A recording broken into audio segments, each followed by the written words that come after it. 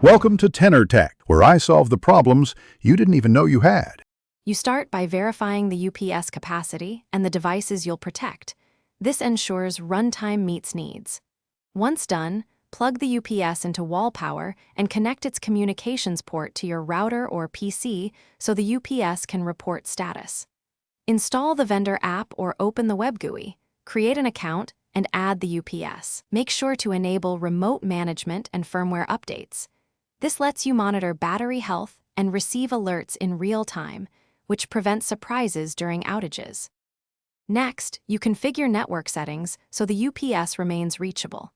Assign a static IP or reserve a DHCP address in the router, then verify connectivity with a ping.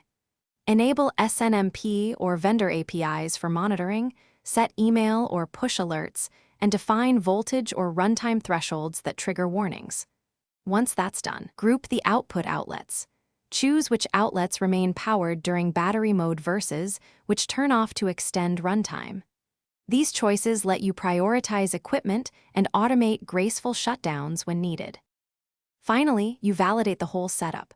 Run the UPS self-test and simulate an outage to confirm runtime, alerting, and automated shutdowns work as expected. Make sure logs record events and that you receive email or push notifications. Schedule periodic battery calibration and runtime tests to maintain accuracy. If something goes wrong, first check power and data cables, confirm firmware is current, and verify the UPS is reachable on the network. If runtime is well below spec, you likely need a replacement battery.